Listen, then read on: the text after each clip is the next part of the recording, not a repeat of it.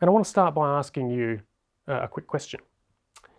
What does Goldilocks and the Three Bears have to do with the leveraging of constructive conflict in an executive decision-making course?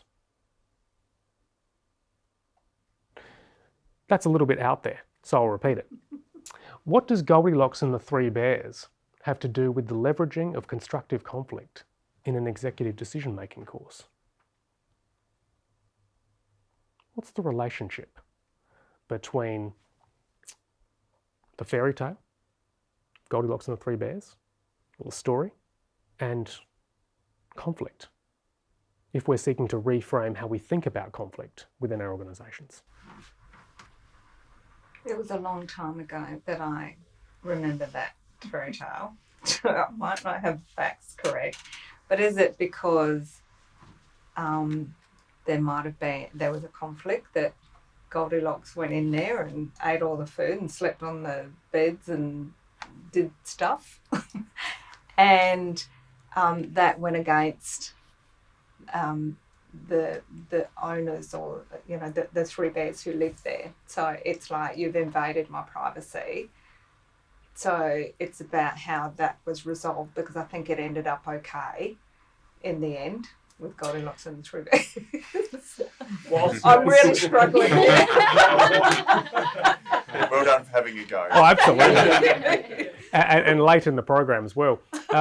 Whilst I think all of that happened, what was Goldilocks looking for? She took what she wanted and left. What was she looking for? She was looking for... Just right. What was that? Something that was just right. She was looking Yeah. for something that was just right. Okay? That's right. Not too hot, not too cold, not too Yes, soft, not too hard, yes. the bed she was sleeping on, etc., etc. And that's the point I want to make here, is that, to make high quality decisions, you're looking for a level of conflict that's just right. Yeah. And it's a difficult balance to strike, because it's so helpful if you can leverage conflict constructively, to sort of move towards that sort of, utilize that contest of ideas, between different people, and sort of flesh out who might have a superior or a more useful or valuable idea. But that can very easily, I would suggest, descend into destructive conflict, which I'll talk about momentarily.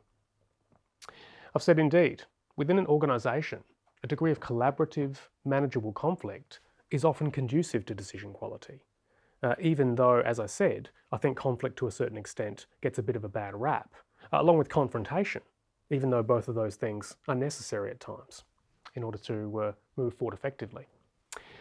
A strategic manager views an appropriate level of conflict or disagreement as an opportunity to improve the quality of the decisions made by an organisation.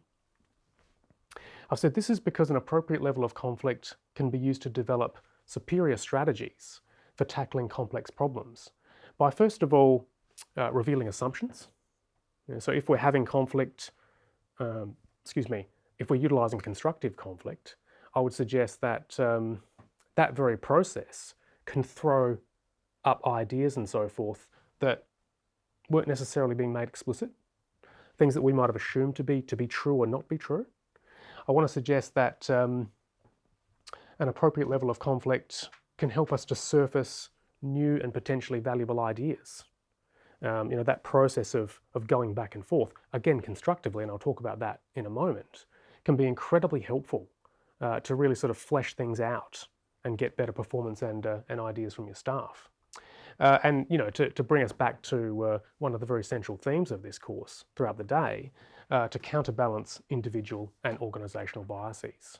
So in a sense, I would suggest that if you can get that balance right, there's a lot to be said for utilising conflict to a degree, and actually leveraging it to achieve those sorts of things that I've just described.